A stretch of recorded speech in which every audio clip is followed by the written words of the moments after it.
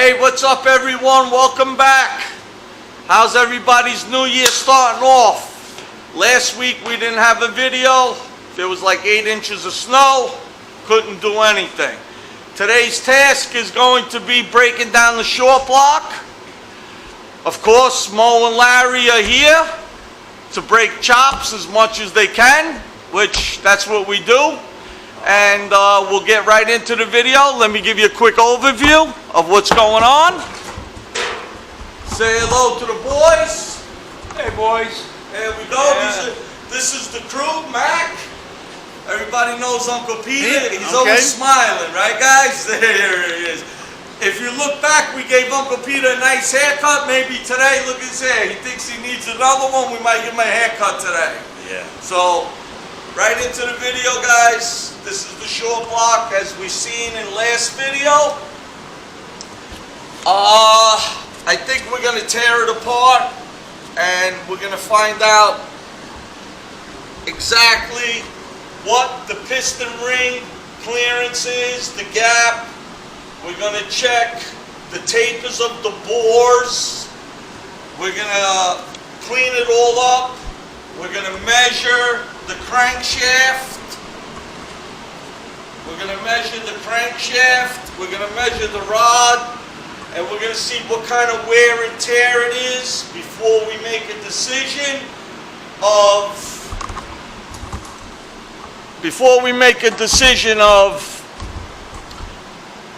stroking it, leaving it standard bore, 306, etc. So give me a few minutes. Let me break down a couple of rods. I'll get it all set up. I'll turn you guys back on and we'll go from there. Don't forget, guys, hit the like, comment, subscribe, share with your friends. I appreciate everybody who's been watching and commenting, and new subscribers and my loyal subscribers. It helps out a lot. I appreciate it. It motivates me to try to do better. Without further ado, let me get working. I'll get back to you. Stand by. Until the next clip, guys, I'll break down a rod. I'll get the crank ready. We'll get the mics out. We'll mic it all up. I'll try to explain the best I can. I know there's a lot of videos out there. A lot of guys doing it certain ways, this way, that way, with all fancy tools. I can build the engine with plastic gauge, a micrometer, a vernier, and a feeler gauge. I've done 12, 13, 14 engines. Thank God we never had any hurt, blow up, or smoke, or anything like that. And we're definitely going to try to make sure this ain't the first one. So we're going to do all the steps. We'll be back in the next clip. See you soon. Alright guys, what's going on?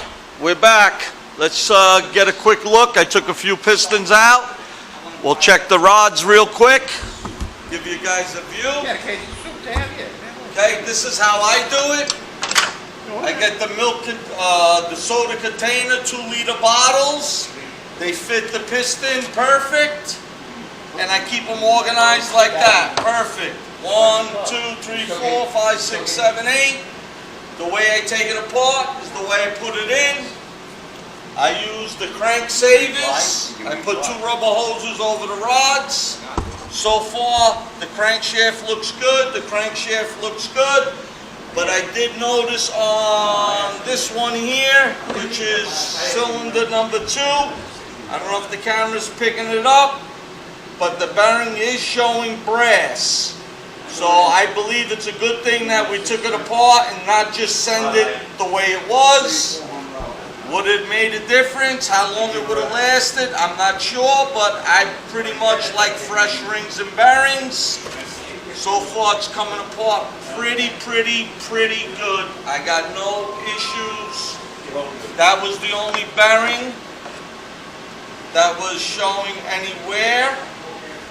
Was cylinder number 2. As you can see, I did 1 and 5, 2 and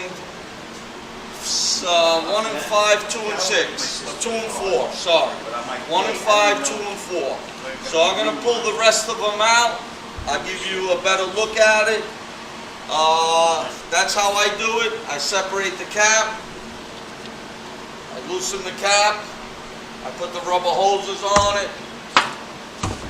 I use a rubber mallet. Actually, I'll leave you on and I'll let you take a look at one. How we do one. When we put it together, it'll probably be a better video. Okay? So, I take it like this. I put my hand so it don't slide out, and I tap the rubber hose, and it should come right out. Then it gets to a point where I could take the rubber hose off. This way I can hit the rod bolt to get the rest of it out. And it comes out just like that, no problem. I take the rod and the cap, I put it back.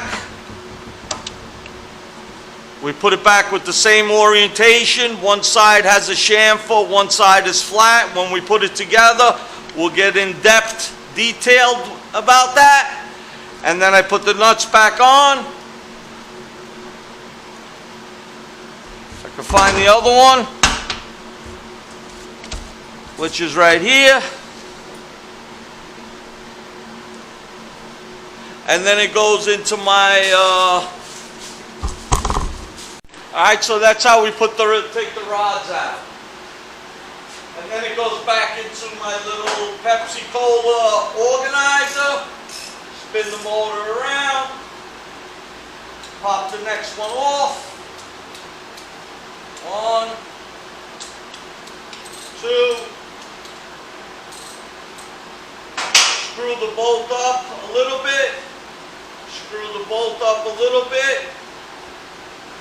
Rubber mallet or wooden mallet, give it a pop. Boom. Take the nuts off.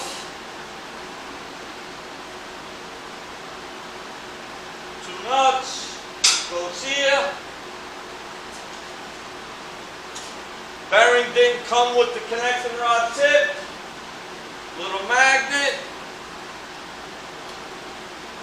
And it should. I don't know, guys, the camera keeps cutting off.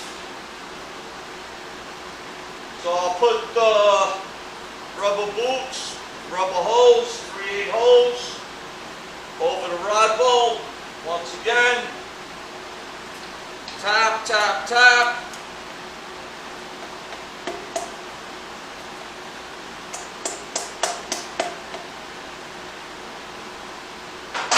Then we take the rubber hose off, which that one came off.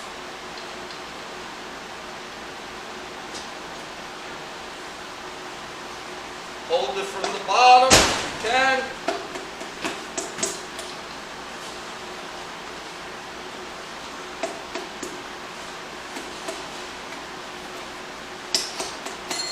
Well, bearing came off that one.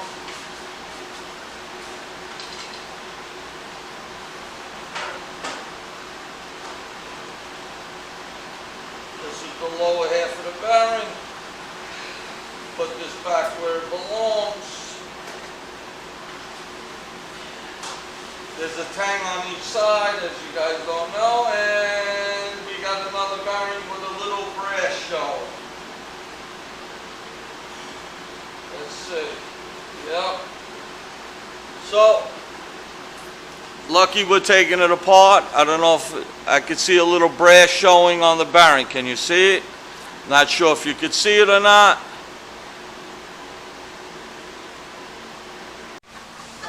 What's up, everybody? Welcome back. We got the short block ripped apart. I'll give you guys a quick view. What's going on?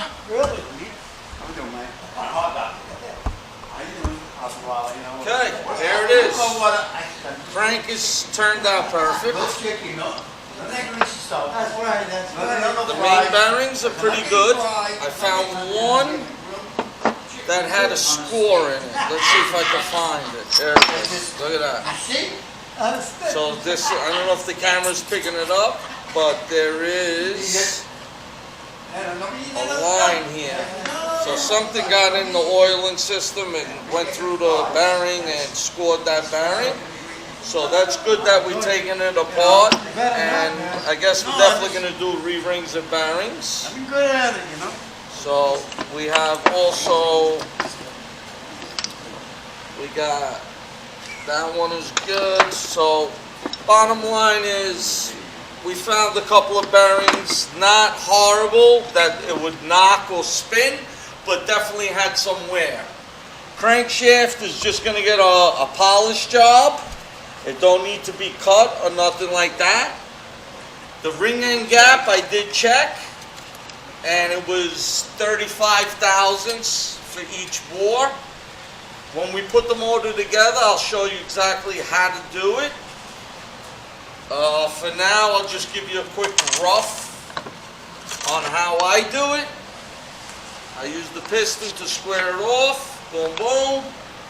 Hey, you guys like that one? Boom, boom, right? And then we get the feeler gauge, and I don't know if the camera's picking up the gap where it is, but then we put the feeler gauge in between, and you see how much ring end gap. Can you see it? Can we see the ring end gap? Let me get a light. Let's see. There you go. Let's see. Can we see the ring? Yeah, there you go. You see the gap there? I came up with 35 thousandths on the top ring. I didn't even check the bottom ring. So a good thing is we're re-ringing and re-bearing. I'll probably get a set of file fit rings. We'll file them in. And the piston to wall clearance also is 4 thousandths. I use the feeler gauge. I put the piston. All right, guys, I'm back. Here we go. We got the motor broken apart. It turned out pretty good. I don't know how much of the clip you've seen before. We're still having trouble with this camera shutting off on me. I don't know what to tell you. I ain't even gonna take you off the tripod. I'm gonna try to give you a zoom view. I know the videos ain't the greatest, guys, but if the battery goes off again, I don't know what to do. Anyway.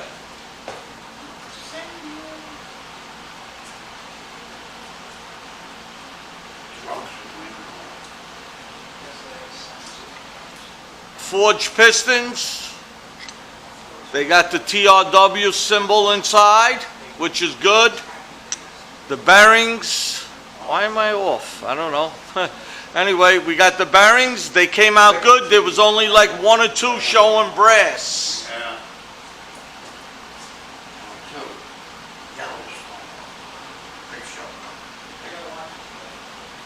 Let me take you off and let's see how long the battery lasts.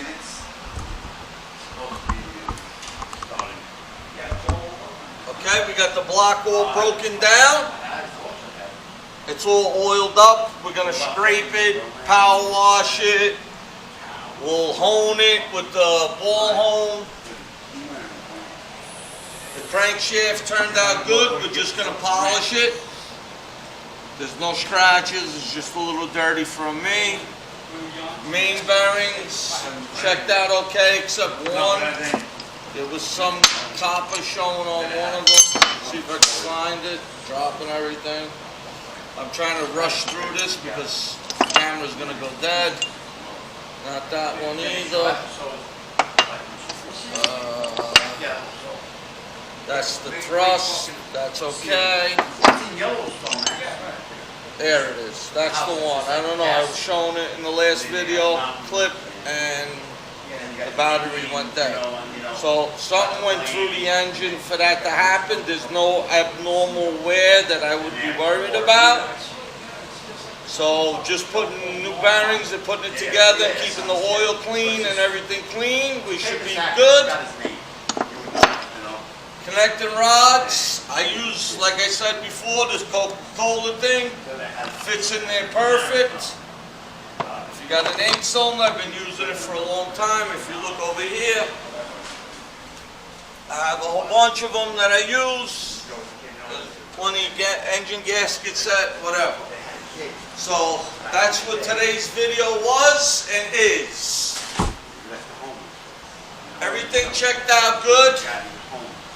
The block cam bearings, they're good. Freeze out plugs are good. The only thing is we found a couple of bearings on the copper side. Let's see if we can find the rod one. Here's one for the rod. Little brass showing there. You got rod bearing, a little brass over there. You got the brass coming through here. So, and the piston ring gap, like I said, was 35 thousandths. And the piston to wall clearance is 4 thousandths. So that concludes today's video. Guys, I'm sorry. I know it's not the best videos. I wish I could find somebody who would come and video for me and this and that, but I can't. I'm doing everything myself.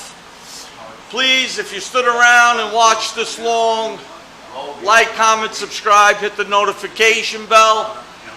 Next video, we'll probably start power washing, cleaning the block, brake cleaning, everything, bang, bang, bang, boom, boom, boom, and we'll slap it back together and get it back in the car. Stay tuned, thumbs up if you like the video, and we'll see you in the next one.